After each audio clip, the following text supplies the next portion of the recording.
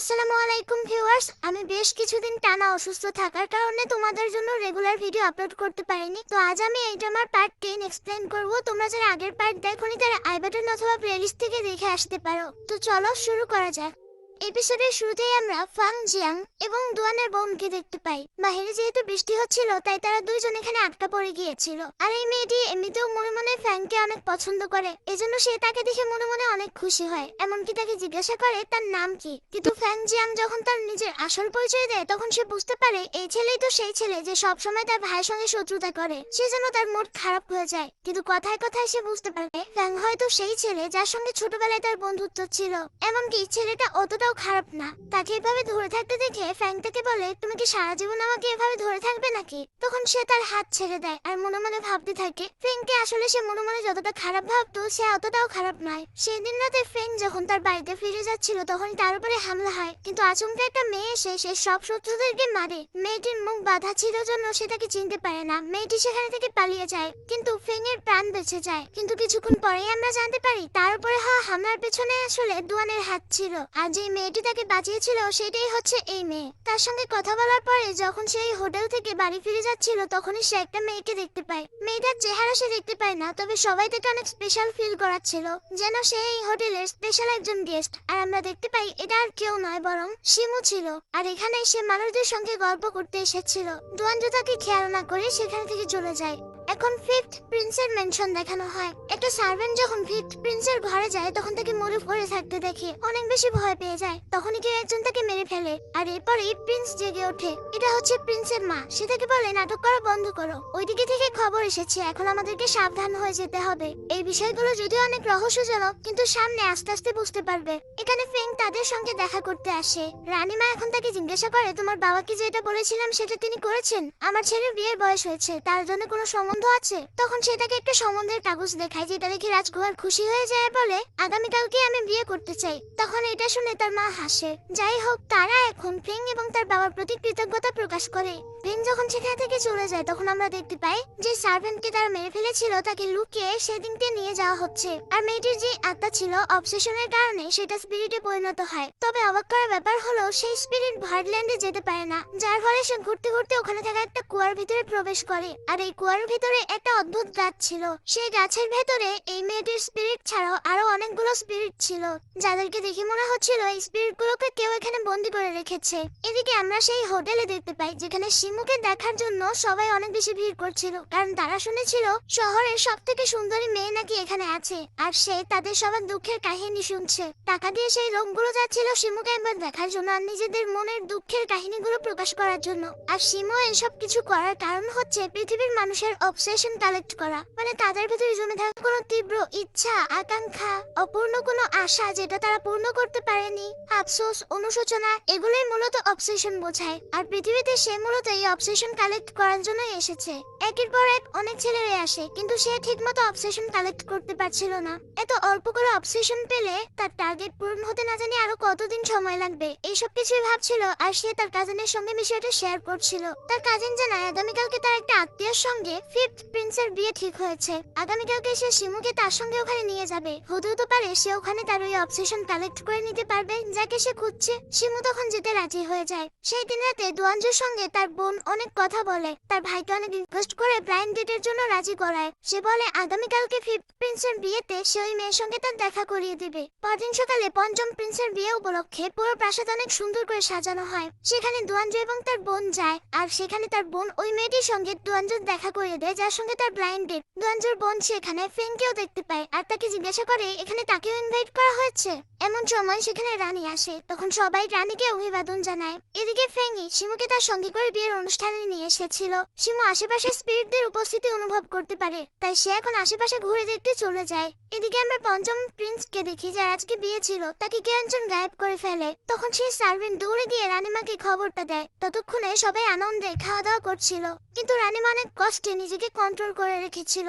সেখানে সবাই খাওয়া দাওয়া করছিল এবং এনজয় করছিল, কিছুক্ষণ পরে ফেংই গিয়ে শিমুর সঙ্গে দেখা করে আর তাকে বলে, তুমি কি ওই স্পিরিটকে ডিটেক্ট করতে পেরেছো? শিমু তখন জানায় তার জাদু এখানে কাজ করছে না, চারিদিকে কোনো একটা দেওয়াল লাগানো আছে, আর এমনটা শুধুমাত্র ওই সং নামের স্পিরিটটাই করতে পারে। মানে এর আগে পৃথিবীতে যে বাচ্চা স্পিরিটকে আমরা দেখেছিলাম যার সঙ্গে সে মোকাবেলা করেছিল, তার ব্যাপারেই তারা সন্দেহ করছিল। তাই ফেংইর কাছে থাকা একটা আর্টিফ্যাক্টের মাধ্যমে সে ওখানে একটা ফরমেশন তৈরি করে ফেলে, যেন সং নামের সেই স্পিরিট আসা মাত্রই সে বুঝে ফেলে। ফেংই সেখান থেকে চলে যাওয়ার পরে সে এখন একটা জাদুর প্রজাপতি তৈরি করে আর বলতে থাকে, এই বিয়ে বাড়িতে যার মধ্যে সব থেকে বেশি অবসেশন আছে তাকে দেখিয়ে দাও। তখন তার ছড়ানো প্রজাপতির মধ্যে একটা গিয়ে বসে রানীমায়ের মধ্যে, আর বাকিগুলো অন্যান্যদের মধ্যে যায়, এবং আরেকটা গিয়ে বসে একটা গোলাপি ড্রেস পরা মেয়ের মধ্যে। যখন সে তাকে খেয়াল করে দেখতে পায় তার সঙ্গে দুয়াঞ্জু হেঁটে আসছে। দুয়াঞ্জু যখন সেই মেয়েটির সঙ্গে হেঁটে আসছিল তখন সে তাদের দুজনকে অনেক মনোযোগ সহকারে দেখছিল। হঠাৎ উপরে থেকে একটা টাইলস নিচে পড়ে, যেটা দেখে দুয়াঞ্জু অবাক হয়ে উপরের দিকে তাকায়। এটা দেখে শিমু অনেক অবাক হয়ে যায়। সে হেসে ফেলে আর বলতে থাকে, আমাদের দুজনের আবারও দেখা হয়ে গেল ফক্সি। দুয়াঞ্জু তখন হেসে ফেলে, কিন্তু আমরা জানতে পারি দুয়াঞ্জু আসলে তাকে দেখতে পায়নি। সে আসলে তাকে মনে করেছিল হয়তো শিমু এখানে আছে, কিন্তু পরক্ষণেই সে বুঝতে পারে সে এখানে কোত্থেকে আসবে। সে এখন নিজের মনকে বোঝায় যে শিমু এখানে নেই, আর এরপরে সে আবার ওখানে থেকে চলে যায়। তাকে চলে যেতে দেখে কেন যেন শিমুর মনটা একটু খারাপ হয়ে যায়। এদিকে দুয়াঞ্জুর বোন আবারও ফ্রেন্ডকে সেখানে সাইডে নিয়ে আসে আর তাকে বলে, আমার ভাইকে একদম বিরক্ত করবে না, তোমাদের দুজনের মধ্যে যা শত্রুতা আছে থাকুক, কিন্তু এই সময় আমার ভাইয়ের সঙ্গে একটা মেয়ে ডেট করছে, তার পার্সোনাল বিষয়ে একদম নাক গলাবে না তুমি। তখনই সে ফেঙের কোমরে একটা টোকেন খেয়াল করে, যেটা সে তার ছোটবেলায় বন্ধুকে দিয়েছিল। সে তখন তার উপরে আবারও রেগে যায় আর বলে, তুমি আমার বন্ধুর কাছে থেকে এটা নিয়ে নিয়েছো, তুমি দেখছি খুবই খারাপ। এটা বলে সে ওখান থেকে চলে গেলে সে হেসে বলতে থাকে, তার স্মৃতি তো দেখছে অনেক বেশি শার্প। সীমা এখন বাড়িতে ফিরে ফেংনিকে সেই অবসেশনের বোতল দেয় আর বলে, বিয়েতে আমি তাদের সবাইকে মার্ক করে রেখেছি যাদের মধ্যে অনেক অবসেশন আছে, তুমি একে একে তাদের মধ্যে থেকে অবসেশন গুলো কালেক্ট করে নিও। এদিকে দুয়াঞ্জুর বোন দুয়াঞ্জুকে আবার রাজি করে সে মেয়েটির সঙ্গে পরদিন দেখা করতে যাওয়ার জন্য। দুয়াঞ্জু তখন তার বোনের কথায় রাজি হয়ে যায়, কারণ সেও হয়তো এখন এই সবকিছু মেনে নিয়েছিল। পরদিন সকালে সত্যি সত্যি তার বোনের কথা মতো সে ওই মেয়েটির সঙ্গে ডেট করতে চলে যায়। এখানে তারা দুজন মিলে বসে বসে একে অন্যের সম্পর্কে জানছিল এবং গল্প করছিল। কিছুক্ষণের মধ্যে বৃষ্টি নেমে আসে। তখনই হঠাৎ দুয়াঞ্জু খেয়াল করে নিচে একটা মেয়ে একটা সুগার ক্যান্ডি বানিয়েছে, যেটা দেখতে একদম কাকের মতো। সঙ্গে সঙ্গে তার মনে হয় এটা হয়তো শিমু। সে ওখানে থেকে লাফ দেয় আর দৌড়ে সেই মেয়েটির কাছে যায়। সে তার হাত ধরে, তবে এটা শিমু ছিল না। তখন সে নিজের পরিচয় দিতে শুরু করে আর বলে, আমি বুঝতে পেরেছি যে এটা তুমি শিমু। তখন শিমু নিজের আসল রূপে চলে আসে আর বলতে থাকে, তুমি আমাকে চিনে ফেলেছো, কিন্তু তুমি আমাকে কিভাবে চিনলে? দুয়ান জানায় তার হাতে থাকা এই সুগার ক্যান্ডি দেখে, কারণ কেউ এই কাকের শেপের কোনো সুগার ক্যান্ডি তৈরি করে খায় না। এটা শুনে সে একটু হাসে। তখন দুয়ানজু তাকে জিজ্ঞাসা করে সে যে পৃথিবীতে এসেছে এটা তাকে জানায়নি কেন।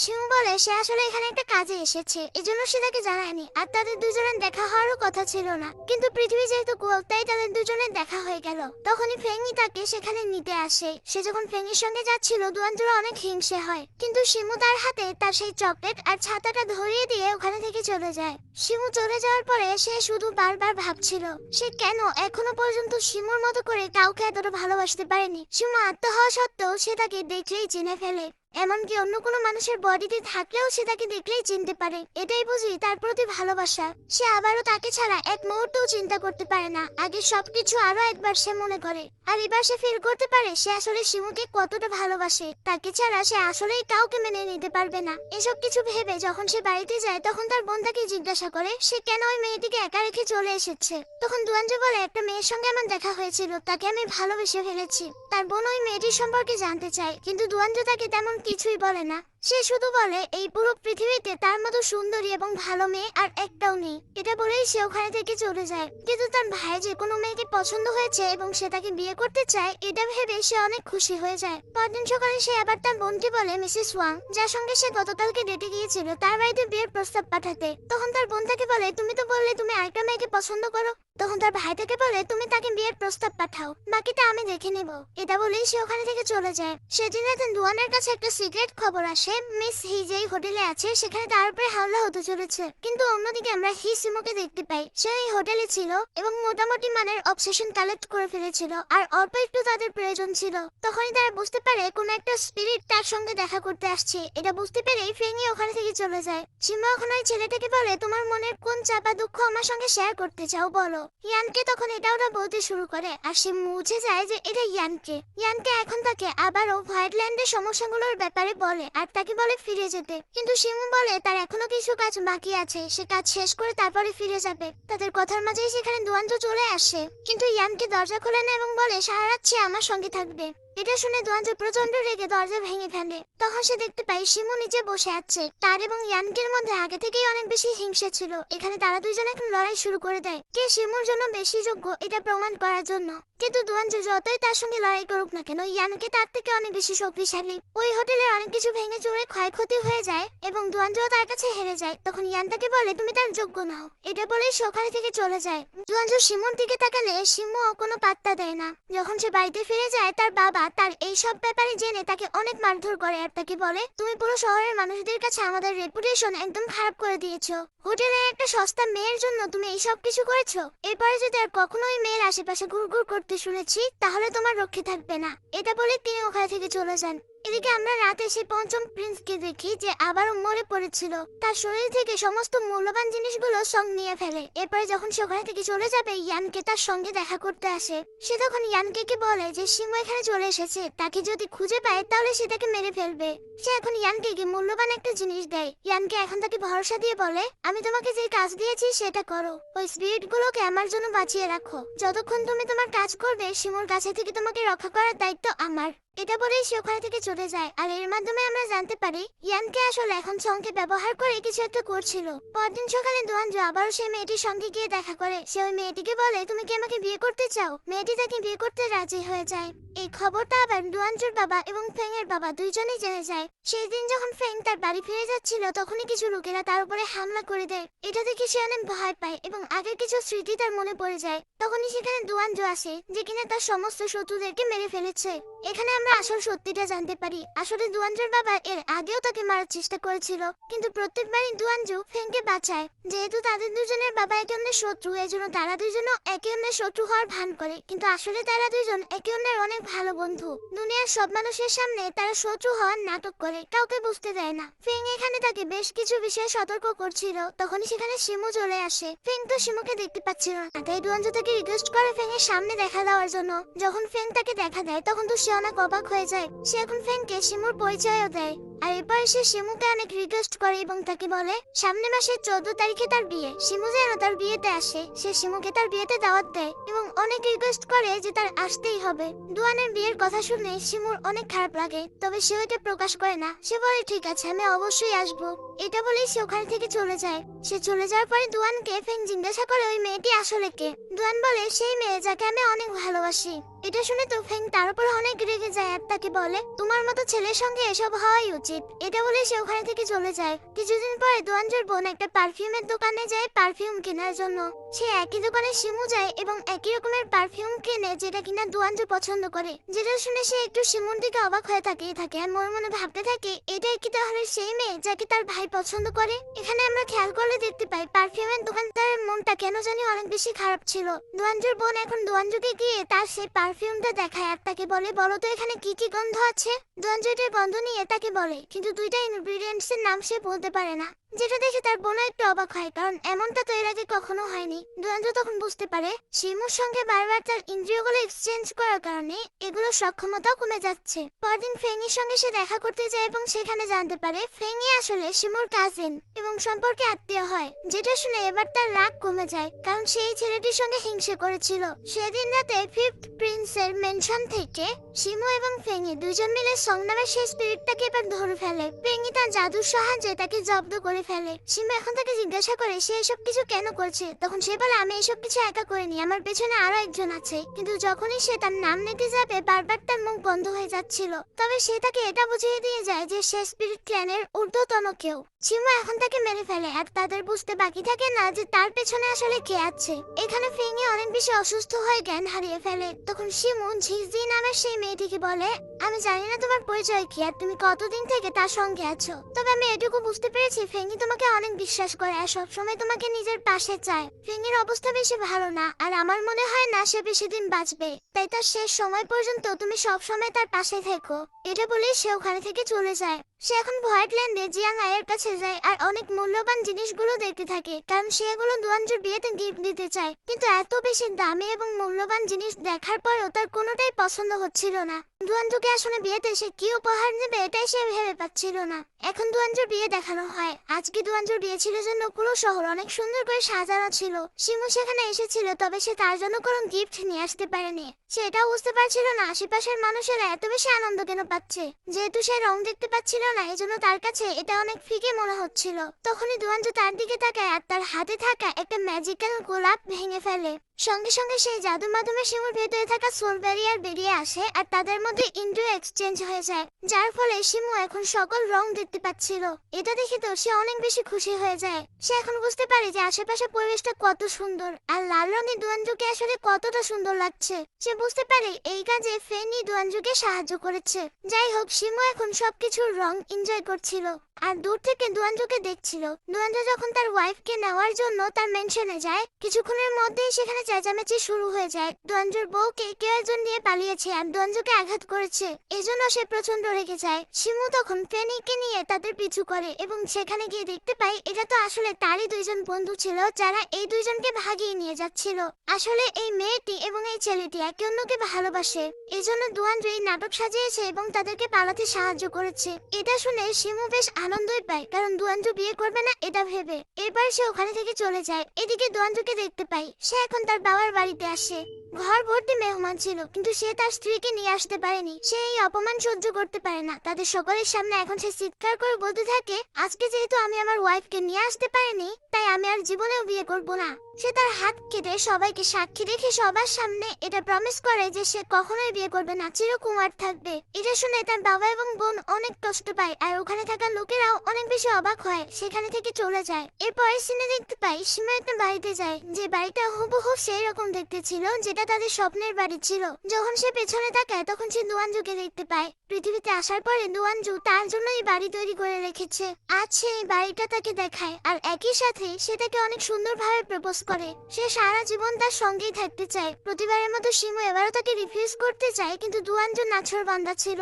সে তাকে অনেক ইমোশনাল কথা বলে, অনেক ভালোবাসার কথা বলে, তার ফিলিংস বলে এবং তাকে রাজি হয়ে যেতে বলে। শিমু তখন তাকে বলে, তুমি আসলেই অনেক জেদি, ঠিক আছে, আজ থেকে আমি তোমার হলাম। যখন সে রাজি হয়ে যায় দুয়ানজু অনেক খুশি হয়ে তাকে জড়িয়ে ধরে। এরপরে তার হাতে আরো একটা গোলাপ ফুল দেখতে পাই যেটা ফেনি তাকে দিয়েছিল। সে ওই গোলাপ ফুলটাও ভেঙে ফেলে আর একই সাথে তার আরেকটা ইন্দ্রিয় তার সঙ্গে এক্সচেঞ্জ হয়ে যায়, সেটা হচ্ছে স্পর্শ ইন্দ্রিয়। এখন যখন সে শিমুকে কিস করে তখন সে এই স্পর্শের অনুভূতি পায়। তার হার্ট অনেক জোরে জোরে ধমধক করে। সে অনেক অবাক হয়ে তাকে জিজ্ঞাসা করে, এটা কিসের ফিলিংস, আমি এটা কিসের অনুভূতি পাচ্ছি? দুয়ানজু তখন তাকে বলে, এটাই হচ্ছে ভালোবাসার অনুভূতি। আমি তোমাকে যতটা ভালোবাসি তুমিও আমাকে ততটাই ভালোবাসো, এটাই হলো তার প্রমাণ। শিমু নিজেও তখন অনেক বেশি ইমোশনাল হয়ে যায় আর তাকে জড়িয়ে ধরে। যেহেতু সে একই সঙ্গে দুইটা ইন্দ্রিয় অনুভব করতে পারছিল, তাই সে এখন মানুষদের মতো ফিলিংস অনুভব করতে পারছিল। দুয়ানজুর মনে হচ্ছিল সে যেন একটা মিষ্টি স্বপ্ন দেখছে, এই স্বপ্ন যেন কখনো না ভাঙে, এটা সে মনে মনে চায়। এসব কিছুর পরে দুয়ানজু যখন বাড়িতে যায় তখন তার বাবা প্রচন্ড রেগে তাকে চড় মারে আর বলে, এতগুলো মানুষের সামনে গতকালকে এত বেশি রেগে কেন গিয়েছিলে? আমাকে বারবার অপমান না করলে তোমার ভালো লাগে না? তোমাকে আমি আবারও সেই যুদ্ধক্ষেত্রে পাঠিয়ে দেব।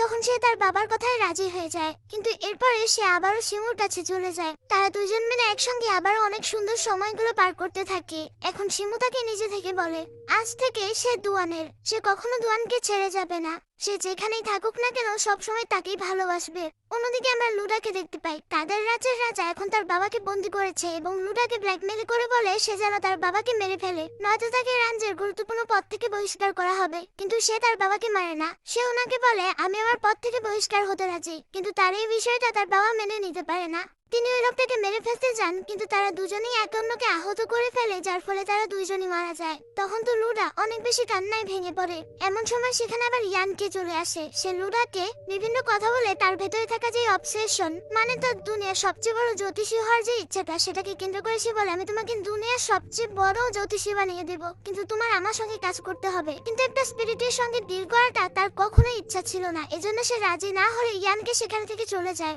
অন্যদিকে দুয়ান যে এখন তার সঙ্গে করে তার বোন এবং চেং দুজনকে শিমুর সঙ্গে দেখা করাতে নিয়ে এসেছিল। শিমুর আসল পরিচয় জানার পরে এবং তার ভাইকে শিমুর সঙ্গে এত বেশি খুশি থাকতে দেখে তো দুয়ানজুর বোনের অনেক ভালো লাগে। এরপরে শিমু নিজের হাতে দুয়ানজুর অনেক সুন্দর একটা ছবি আঁকে, আর এরপরে তারা দুজন অনেক রোমান্টিক সময়ও পার করে। এদিকে লুডার সঙ্গে অনেক বেশি অন্যায় হয়। তার বাবার এবং ওই লোকটার মৃত্যু দুইটার জন্যই এলাকার সবাই তাকে অনেক অপমান অপদস্থ করে সেখান থেকে বের করে দেয়। এই সবকিছু ইয়ানকে দেখছিল, কিন্তু এরপরেও লুডা হার মানে না। সে তার দাসত্ব স্বীকার করতে চায় না। সেদিন রাতে ইয়ানকে সেই কুয়োর কাছে যায় আর তার কাছে থাকা একটা পাত্রের মধ্যে কুয়ার ভেতরে থেকে কিছু ইভিল শক্তি কালেক্ট করে নেয়। যাওয়ার আগে সে শিমুর সঙ্গে দেখা করতে গেলে দেখে শিমু কিছুটা অসুস্থ, আর শিমু আবারও দুয়ানজুর সঙ্গে থাকছে। তাদের দুজনকে আবারও একসঙ্গে দেখে তার প্রচন্ড রাগ হয়। সে মনে মনে ভাবতে থাকে সে ওই দুয়ানকে একদমই ছেড়ে দেবে না, সে তাকে অনেক শাস্তি দেবে। আর এদিকে দুয়ান অসুস্থ শিমুর সেবা করে যাচ্ছিল।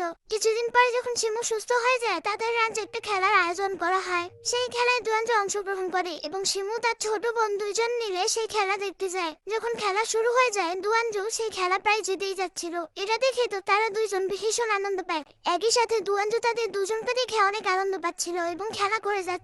শিমু যখনই দুয়ানজুর কাছে থাকতো তখনই সে যেন অনেক হাসি খুশি থাকতো, আর আজকেও সে অনেক বেশি খুশি ছিল। আর এইভাবেই এই পার্টের কাহিনী শেষ হয়ে যায়। সো ভিউয়ার্স, তোমাদের কেমন লেগেছে এই পার্ট অবশ্যই জানিও। আর নেক্সট পার্ট আসা পর্যন্ত সবাই ভালো থেকো।